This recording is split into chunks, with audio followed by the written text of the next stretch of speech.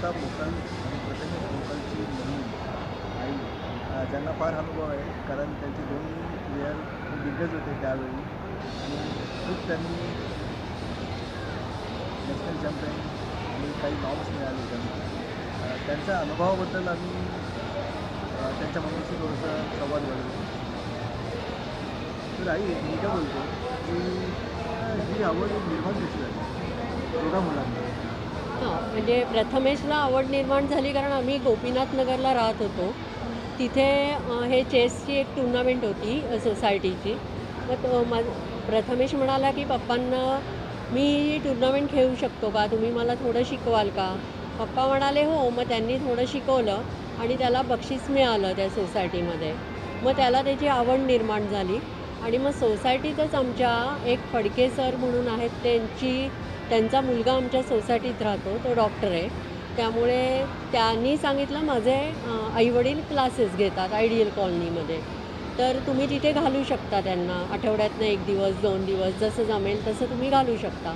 मग त्याला तिथे क्लासला घातलं आणि मग त्याचं चेस जोरात सुरू झालं. मग त्याची प्रॅक्टिस आणि ते सगळं त्याला क्लासला नेणं, आणणं, मग प्रॅक्टिस कशी करायची, काय करायची. मग पप्पा त्याच्याशी खेळायचे. मग ती प्लेइंग प्रॅक्टिस मिळायची. आणि मग पप्पा पण अजून काही ज्या मित्रांना चेस येतं त्यांना घरी बोलवायचे किंवा त्यांच्याकडे ह्याला न्यायचे प्लेइंग प्रॅक्टिससाठी. असे बरेच प्रकार केले की म्हणजे ज्याच्यातनं त्याला कसं सगळं मिळेल ह्या दृष्टीने विचार केला. आणि मग पहिली टुर्नामेंट तो औरंगाबादला खेळला, ती स्टेट चॅम्पियनशिप होती. आणि मग त्याला त्याच्यात 9वा नंबर मिळाला. पण ठीक आहे, म्हणजे चालू होतं त्याचं चेस तसंच तेवढ्याच आनंदाने त्याचं चेस चालू होतं. आणि त्याचं कॉन्व्हेंट स्कूल असल्यामुळे तो सकाळी जी त्याची 7:00-7:30ला बस यायची आणि मग त्याला घरी यायला 4 वाजायचं. आणि मग काही दिवसांनी त्याला वैद्य सरांचा क्लास समजला. वैद्य सर पुण्यात आले मुंबईहून, म्हणजे इंटरनॅशनल मास्टर अरुण वैद्य. आणि मग त्यांच्याकडे पण क्लासला लावलं. मग त्यांनी तर अतिशय कमी फीमध्ये प्रथमेशला शिकवायला सुरुवात केली. आणि असेच 4-5 स्टुडंट्स घेऊन स्वाती, ईशा असे सगळे म्हणजे स्टुडंट्स त्यांच्याकडे यायचे आणि त्यांनी ती शिकवायला सुरुवात केली. मग नंतर काही दिवसांनी अमृता पण म्हणाली पप्पांना, "मला चेस खेळता येईल का?" नाही, टाटा मोटर्स परिवार एक मॅगझिन असतं. त्या मॅगझिनवर एका राजाचा फोटो होता, युरोपच्या का कुठल्या तरी. तर अमृता म्हणाली, "मला या राजाला भेटता येईल का?" मग पप्पा म्हणाले, "हो, तुला भेटता येईल. तू चेस खेळ, मग मोठ्या-मोठ्या टुर्नामेंट्स खेळूया. मग फॉरेनला जाशील. मग तिथे तुला कोणीही भेटू शकेल." असं ते म्हणाले. मग ती खेळायला लागली चेस. आणि मग ती पण पहिली टुर्नामेंट अंडर 8 खेळली. तिथे ती फर्स्ट, सेकंड काहीतरी आली. आणि मग दोघांचा हे सुरू झाला तिथनं प्रवास. आणि मग त्यांचं कराटे पण चालू होतं, कारण साईड बाय साईड चेसला एक म्हणजे हेल्थसाठी पण तुम्हाला एक्सरसाइजसाठी पण जरा महत्त्वाच्या गोष्टी होत्या त्या. म्हणून दोघांचं कराटेही सुरू झालं चेसबरोबर. आणि कराटेत मुलाला 3 प्रकारात ब्लॅक बेल्ट आहेत प्रथमेशला. आणि अमृता ब्राऊन बेल्टपर्यंत गेली, म्हणजे लास्ट तिचा ब्लॅक बेल्ट होता. हा second last belt brown belt. असं मग त्यांचं संध्याकाळी अरुण वैद्य सरांचे चेसचे क्लास आणि मग नंतर त्यांचं हे कराटे असं सगळं असायचं. आणि मग हे रेग्युलर सुरू झालं. आणि मग ह्याच्यातनंच ते वरच्या टुर्नामेंट्स पण खेळायला लागले, कारण अरुण वैद्य सरांचं नॉलेज आणि त्यांच्याकडची बुक्स हे खूप होतं. त्यामुळे त्यांना खूप फायदा झाला प्रथमेश आणि अमृताला अरुण वैद्य सरांमुळे. आणि मग त्यांचा पुढचा प्रवास आणखीन चांगल्या पद्धतीने सुरू झाला.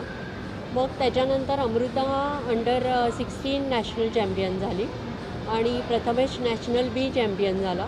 आणि अमृता पण नॅशनल एला सिलेक्ट झाली, प्रथमेश नॅशनल एला सिलेक्ट झाला. आणि ते 7 टाईम्स 9 टाईम्स दोघं स्टेट चॅम्पियन आहेत. असं सगळं आहे त्यांचं. त्यामुळे खूप आनंद मिळाला त्या गोष्टीचा आणि खूप चांगलं वाटत होतं म्हणजे त्यावेळेस. आणि खूप जोर होता, म्हणजे त्यांची प्रॅक्टिस, त्यांचा शाळेचा अभ्यास आणि शाळेचं सगळ्या ज्या गोष्टी सांभाळून, अभ्यास करून, मार्क चांगले मिळवून ते सगळं करायचे. ते सांभाळून त्यांचं चेस चांगल्या पद्धतीने सुरू होतं. त्यांच्या या प्रवासामध्ये जो कोचिंगचा खर्च आहे आणि मग प्रवासामध्ये नेहा ट्रॅव्हलचा खर्च आणि एंट्री फी आणि इतर खर्च राहायचं वगैरे हे सगळं खर्च तुम्ही कसं काय मॅनेज केलं त्यावेळी? हां, म्हणजे दोघांमुळे भरपूर खर्च होत होता ना? हो, दोघांचा खर्च खूप असायचा.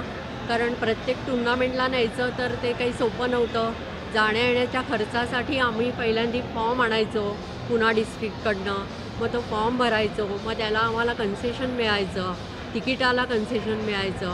आणि आम्ही एसीनी कधीही प्रवास केला नाही. त्यामुळे आम्ही साध्या ह्याच्यातनंच प्रवास करून त्या तिकिटामध्ये सुद्धा कन्सेशन मिळून आम्हाला 25% असं काहीतरी जाता यायचं त्या कन्सेशनमध्ये. ते करून आम्ही तिकडे डॉर्मेटरीमध्येच राहायचो, कारण आम्हाला परवडायचं नाही काही त्यांनी दिलेलं. त्यामुळे आम्ही साध्या ह्याच्यात राहायचो. सांगलीला पण शाळेत राहायचो. गाद्या-बिद्या असायच्या तिथे दिलेल्या आणि जेवण पण चांगलं असायचं. तिथल्या तिथेच सगळं शाळेच्या आतमध्ये असायचं. ते सगळं म्हणजे परवडायचं. पण मग पुढे जशी मुलं पुढे गेली तसं नॅशनल्स जास्त खेळायला लागल्या, इंटरनॅशनल्स खेळायला लागल्या. अमृता फर्स्ट टाईम जेव्हा नॅशनल चॅम्पियन झाली त्याच्यानंतर ती वर्ल्ड चॅम्पियनशिपसाठी ग्रीसला गेली आणि तिथे तिला सगळं म्हणजे गव्हर्मेंटचं मिळालं. पुण्यापासनं ते डायरेक्ट ग्रीस आणि ग्रीसपासनं पुणे हे सगळं तिला सगळा खर्च गव्हर्मेंटचा मिळाला. त्यांना थोड्या स्कॉलरशिप्स मिळायच्या आणि त्याच्यातनं त्यांना प्राईज मनी पुढे गेल्यावर प्राईज मनी मिळायला लागला. तो पण आम्ही त्याच्यातच खर्चातच टाकायचो. आणि माझे मिस्टर खूप म्हणजे प्रॉव्हिडंट फंडातनं जेवढा प्रॉव्हिडंट फंड साठेल तेवढं त्याच्यातनं कर्ज काढायचे. कारण आम्हाला हे पैसे बिलकुल पुरायचे नाही. आणि त्यांना नॅशनल चॅम्पियन झाला, प्रथमेश नॅशनल चॅम्पियन झाला की मग त्यांना थोडेफार कोचिंग कॅम्प्स मिळायचे फॉरेनर्सचे. तर ते थोडेफार मिळाले, म्हणजे ते काही असे इनफ नव्हते. पण आम्ही त्याच्यातनंच असं सगळ्यात आनंद मानून त्यांना पुढे कसं न्यायचं हे माझ्या मिस्टरांना चांगलं माहीत होतं. कारण माझे मिस्टर एक उत्तम स्पोर्ट्समन आहेत. ते बॉक्सर आहेत आणि बाकी पण सगळे खेळ ते खेळायचे आणि मेन त्यांचं बॉक्सिंग होतं. त्यामुळे आणि त्यांना ह्याचं पण सगळं मॅनेजमेंट व्यवस्थित कर्ज कसं काढून कसे पैसे जमा करून मुलांना पाठवायचं आणि कशा पद्धतीने खर्च हे करायचा वगैरे हे सगळं त्यांना व्यवस्थित समजत होतं. त्यामुळे सगळी मॅनेजमेंट ही त्यांच्याकडे होती आणि मी मात्र सगळं मुलांना नेणं आणणं, कारण मला त्यांनी जॉब करून दिला नाही, कारण मुलांकडे लक्ष द्यायला पाहिजे. मुलांना टुर्नामेंट्सला नेणं आणणं हे त्यांच्या एक ठराविक पिरियडपर्यंत त्यांना न्यावं आणावं लागायचं.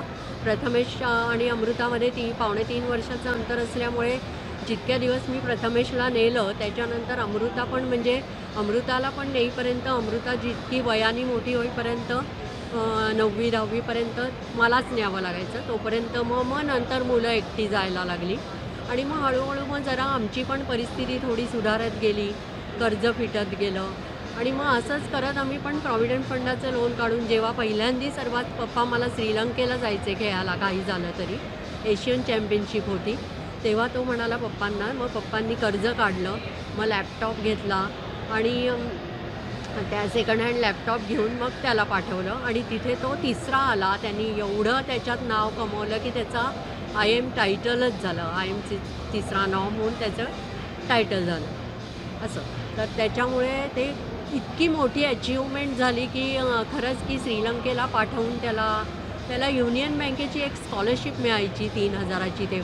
तेव्हा त्याला युनियन बँकेने विचारलं की तू एवढं म्हणजे नाव मिळवलंस, IM झालास, तर तुला काय पाहिजे आमच्याकडनं. तर त्यांनी सांगितलं म्हणजे नाही असं काही मला नको, मला पप्पांनी मला कर्ज काढून पाठवलं होतं, असं झालं, मग मला एवढा प्राईज मनी आणि मग असं सगळं. मग त्याला त्याच्यातनं युनियन बँकेने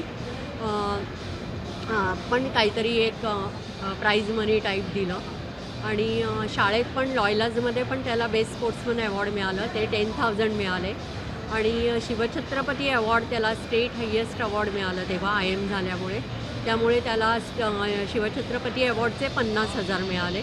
असे करत त्याचे पण मग नंतर हळूहळू प्राईज मनी आणि हे सगळं सुरू झाल्यामुळे सगळं असं चांगलं होत गेलं आणि मग आम्ही पण तेवढं कर्ज काढणं वगैरे चालूच ठेवलं आणि त्यांना दोघांना पाठवणं चालूच ठेवलं आणि तेवढ्याच प्रकारे त्यांनीही नाव कमवलं आणि खूप चांगलं झालं त्याच्यामुळे. अमृता पण खूप चांगलं करत होती, पण अमृताचं एक झालं की तिचे IWMचे 3 नॉर्म लागतात, तर तिचे 5 नॉर्म्स झाले.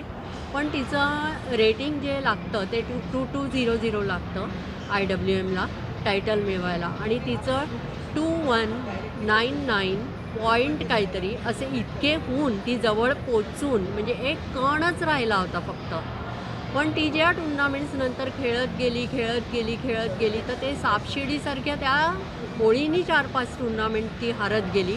त्याच्यामुळे तिचं रेटिंग इतकं डाऊन झालं की तिचं ते IWM टायटल तिथेच अर्धवट राहिलं, आणि तरीही तिने भरपूर ट्राय केला. मग त्याच्यानंतर ते नाही होऊ शकलं. म्हणजे इतकं मोठं बॅड लक वाटलं मला हे, कारण ती तेवढे कष्ट करत असताना, म्हणजे एक कण राहिलाय फक्त एक कण. म्हणजे ह्याच्यात आपण असं म्हणू शकत नाही की तिचं 50 पॉईंट्स वाढवायचे आहेत तिला.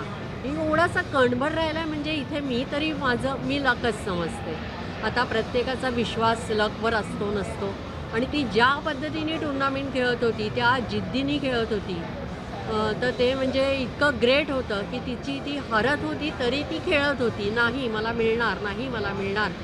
की दोघांमध्ये, प्रथमेश अमृतामध्ये प्रचंड प्रमाणात जिद्द होती, आणि त्यांनी कधीही म्हणजे त्यांचं जिद्द, त्यांचा शाळेचा अभ्यास, कराटेची प्रॅक्टिस आणि त्यांची चेसची प्रॅक्टिस हे कधीही सोडलं नाही. त्यांनी खूप शेवटपर्यंत व्यवस्थित करत गेले ते असं. तर थोडं कणभर बाकी असताना त्यांची मनस्थिती कशी होती, आणि त्यावेळी तुम्ही त्या मनस्थितीला कसे सामोरं गेलात, आणि त्यांना म्हणजे कसं सांभाळलं? त्यांची एक मनस्थिती ठेवणंसुद्धा गरजेचं आहे. नाही, त्यांच्या मनस्थितीचं कसं झालं, ते तेव्हा मॅच्युअर्ड होते. त्याच्यामुळे प्रथमेश पण मॅच्युअर्ड होता, त्याचा एक GM नॉर्म पण झाला होता, आणि तो पण त्याच वेगाने, म्हणजे अमृतासारख्याच वेगाने प्रॅक्टिस सगळं करत होता. पण तिथे त्याचं थोडंसं, म्हणजे त्याच्या टुर्नामेंट्स खेळून पण पुढचा नॉर्म काही होत नव्हता. आणि मग थोड्या दिवसांनी त्याला त्याच्या एजप्रमाणे तर कोचिंग करण्याची गरज होतीच. मग त्याचं कोचिंग सुरू झालं, त्याचे स्टुडंट्स खूप पुढे आले, त्यांची टायटल्स झाली. त्यामुळे ती गोष्ट खूप छान होत गेली. त्यामुळे त्याचं एक प्रकारे तिथे तेही छान झालं की त्याचं एक तर प्रामाणिकपणे सगळं असतं. त्याला कोचिंग करायचं म्हणजे त्याचं आधी प्रिपरेशन असतं, सगळं व्यवस्थित असतं, टाईम टू टाईम. कुठल्याही प्रकारे त्याच्यातला प्रामाणिकपणा किंवा वेस्ट ऑफ टाईम असं तो शिकवण्याच्या बाबतीत इकडचं तिकडे न करणारा मुलगा असल्यामुळे त्यांनी इतकं चांगल्या पद्धतीने कोचिंग सुरू केलं. त्यामुळे क्लास सुरू झाले, आणि दुसऱ्यांना आपण आपलं नॉलेज देतो ह्याच्यात पण त्याला आनंदच आहे ना शेवटी. कितीही नाही मिळवलं, एवढं त्यांनी मिळवलं आहे नाव, तर त्याचंही त्याला दुसऱ्याला देण्यात पण आनंदच आहे ना. आणि असं पण आहे. आणि अमृताचं पण लग्न झाल्यावर अमृता आणि सागर त्यांचं दोघांचं पण ॲक्च्युली मार्ग होता परत की आपण टायटल मिळवणं, किंवा सागरचं तर IM टायटल झालंच लग्न झाल्यानंतर, आणि GM नॉर्म्स पण झाले, हे सगळं चांगलं चालू होतं. आणि त्यांचंही त्याच दृष्टीने वाटचाल सुरू होती की अजून आपण ट्राय करू, म्हणजे करू म्हणून ते प्रयत्न करत होते, कष्ट करत होते, कोचिंगचा क्लास प्रॅक्टिस करत होते, सगळं त्यांचं चालू होतं व्यवस्थित, त्याबद्दल नाही. पण मग त्यांचं हे इकडे चेसबेस इंडियाकडे ते झुकल्यामुळे त्यांची ती कंपनी सुरू झाली. आणि म्हणजे मी काय अगदी कंपनी हे कारण असं म्हणत नाही, पण त्यांची कंपनी सुरू झाल्यावर त्यांची ती कंपनी इतकी पुढे आणि सगळं जायला लागलं. ते आता तर आपल्याला सगळ्यांना दिसतंच आहे, यात काही वादच नाही आहे. त्याच्यामुळे ते सगळं तिथे थांबलं, असं थोडं झालं ते ॲक्च्युली. आणि एज पण असू शकतं थोडा फॅक्टर, की एजमुळे थोडंसं काहीतरी तुम्ही कुठेतरी थांबवलं जातं असं मला वाटतं थोडंसं. कारण त्या एजमध्ये तुम्हाला इन्कम तर पाहिजे काहीतरी, असं पण असतंच ना शेवटी डोक्यात इन्कमचं. आणि मग तुम्ही इन्कम करता सुद्धा किती प्रॅक्टिस करू शकाल? कारण प्रॅक्टिस करायची म्हणजे आज तुम्ही बघता सगळे की गुकेश, अर्जुन हे सगळे टॉप प्लेयर्स हळूहळू करत त्यांनी शाळा सगळं सोडून फुल डे ह्याच्यात आहेत ते आज. आणि आज त्यांना एवढे स्पॉन्सर्स मिळत आहेत, आणि त्यांची स्वतःची मेहनत आहे, इतकं सगळं त्यांचं, म्हणून ते एवढे टॉपवर गेले. पण त्यावेळेस म्हणजे प्रथमेश अमृताच्या या लहान वयामध्ये एवढं सगळं नव्हतं तेव्हा. त्याच्यामुळे हे थोडं, एकतर पैशाची अडचण होती, स्पॉन्सर्सची कमी होती, कोचेसची कमी होती. ह्या सगळ्या गोष्टी आत्ता ह्यांना इतक्या व्यवस्थित मिळतात आणि मी म्हणत नाही, कारण त्यांनी गुकेशनी आणि यांनी जे केलं लहान वयामध्ये ते इतकं ग्रेट आहे की त्याला अक्षरशः शब्दच नाही आहेत. आणि आपल्या इंडियामध्ये म्हणजे अक्षरशः काट्याने भरतं माझं असं की हे बोलताना आणि त्यांची नावं घेताना. म्हणजे थोडक्यात गुकेश, विदित आणि हे सगळेजण, कारण यांनी एवढं नाव पुढे केलेलं आहे ना आपल्या इंडियाचं की ते खूपच अवघड आहे. आणि त्यांची मेहनत ह्याच्यामागे प्रचंड प्रमाणात आहे. त्यांना जरी सगळं मिळालं तरी त्यांनी पण मेहनत करणं हे तितकंच गरजेचं आहे. त्याच्यामुळे ते दोन्हीकडनं सगळं व्यवस्थित झाल्यामुळे आज आपल्या इंडियाला जे मेन्समध्ये म्हणजे दोन्ही ह्याच्यामध्ये जे गोल्ड मेडल मिळालं, त्यामुळे त्याच्याबद्दल तर इतकं छान वाटतं आणि इतका आनंद होतो ना की विचारता सोयच नाही, एवढा म्हणजे शब्दच नाही आहेत त्याच्यामागे असं. प्रथमेशला किंवा अमृता मोकलला जर समजा आता खेळायची संधी मिळाली, त्यांना असं वाटतंय का की त्याला सगळं काय सोडून आता परत आपण खेळूया आणि परत आपल्या नॉर्म सुरुवातीच्या परिस्थितीत जाऊया? कारण कसं आहे की नॉर्म राहिलेत, आता मलाही परत असं वाटतं की आयन होऊया. हो, प्रथमेशला वाटतं. त्यांनी आत्ता मागच्या वर्षी एक टुर्नामेंट खेळलेली आहे आणि तो थोडासा विचार करतो की GM नॉर्मसाठी आपण पुढच्या ट्राय करू. त्याचं चाललेलं आहेत विचार, थोडी प्रॅक्टिस साईड बाय साईड करणं वगैरे असं थोडंफार आहे. पण आता त्याच्यातनं काही सांगू शकत नाही तो किती टुर्नामेंट्स खेळेल आणि किती टुर्नामेंट्स. म्हणजे त्याला टुर्नामेंट्स म्हणजे कसं, हे लोक सगळं टाकून सगळं चेस टुर्नामेंट्स खेळत राहतात. त्यांच्या मागे त्यांच्याबरोबर त्यांचे कोचेस असतात. हे सगळं मिळायला तेवढं पण गोष्ट गरजेची आहे असं मला वाटतं. पण तो ट्राय करण्याचा प्रयत्न म्हणजे त्याचे प्रयत्न चालू आहेत, पण मला माहीत नाही पुढे काय होईल आणि तो किती खेळू शकेल त्याचा मला अंदाज नाही. आणि सागर अमृताचं पण म्हणजे नाही सांगू शकत, चान्स कमी वाटतो. म्हणजे असं चेसचं कसं झालं आहे आता की तुम्ही एका ठराविक लेवलपर्यंत चेसला गेलात तर तुम्ही त्याचं कोचिंग करूनसुद्धा तुम्हाला व्यवस्थित इन्कम मिळू शकतं. इतकं आता चेसचं नाव पण झालं आहे. आणि चेसच्या बाबतीत ही गोष्ट खूप महत्त्वाची वाटते मला की तुम्ही तुमचं चेस चालू ठेवा, साईड बाय साईड तुमचे क्लासेस चालू ठेवा आणि तुम्ही नोकरी इतकंच चेसचं कोचिंग करून इन्कम मिळवू शकता. इतकं चांगलं आहे आणि ह्याच्यातनं आनंद मिळतो. मुख्य म्हणजे तुम्ही तुमचं चेस थोडंसं हॉबी म्हणून चालू ठेवू शकता किंवा तुम्हाला कॉम्पिटिशनमध्ये उतरायचं आहे म्हणून पण थोडं चालू ठेवू शकता. जे रिझल्ट्स येतील ते रिझल्ट्स येतील, पण त्याचा आनंद तुम्ही घेऊ शकता. हे सर्वात महत्त्वाची गोष्ट आहे. त्यामुळे मला हेही खूप वाटतं की एका ठराविक लेवलपर्यंत गेल्यावर तुम्हाला हा उपयोग तर नक्कीच होईल. मुलांच्या या प्रवासामध्ये आणि आतापर्यंत झालेल्या त्यांच्या या प्रगतीमध्ये तुम्हाला किती आनंद वाटतो? आता भरपूर. सॅटिस्फाईड? मी भरपूर सॅटिस्फाईड आहे. माझे मिस्टर पण खूप सॅटिस्फाईड आहेत या बाबतीत, कारण मुलांना वर्ल्ड चॅम्पियनपर्यंत नेण्याची त्यांची इच्छा होती आणि आज त्यांनी काही मेडल्स बाहेर पण मिळवलेली आहेत आहेत इंटरनॅशनल टुर्नामेंट्समध्ये. पण आज जे सागर आणि अमृताचं वर्ल्डमध्ये नाव आहे ते तिथेच पोचवल्यासारखं आहे ना. त्याच्यामुळे सॅटिस्फॅक्शन आहेच आहे. आणि प्रथमेशचे पण स्टुडंट्स पण गाजलेलेच आहेत. त्यामुळे तो जे देतो आहे ते त्याचे रिटर्न्स त्याला मिळतात. त्याच्यामुळे कोणीतरी घडतं आहे, हे पण चांगलंच आहे ना. आम्ही फुल सॅटिस्फाईड आहे. मी तर एकदम कम्प्लिटली सॅटिस्फाईड आहे मुलांनी जे मिळवलं आहे त्याबद्दल आणि त्यांच्या वागण्याबद्दल पण. त्याच्यामुळे काहीच प्रश्न येत नाही. त्याचे जे पॅरेंट आहे की आपल्या मुलाला चेस प्लेअर आणि चॅम्पियन घडवण्याच्या मागे बराच वेळ देतात, बरेच कोचिंग करतात, त्यांना तुम्ही काय सजेशन देऊ शकता की तुमच्या आलेल्या अनुभवात? माझ्या अनुभवातनं मी हेच सांगेन की त्यांना फुल टाईम चेस करायला द्या, त्यांना फुल टाईम प्रॅक्टिस करायला द्या. त्यांचा एक मिनिट आयुष्यातला वापरा. अभ्यास करून पण हे शक्य होईल, साईड बाय साईड अभ्यास करून पण होईल.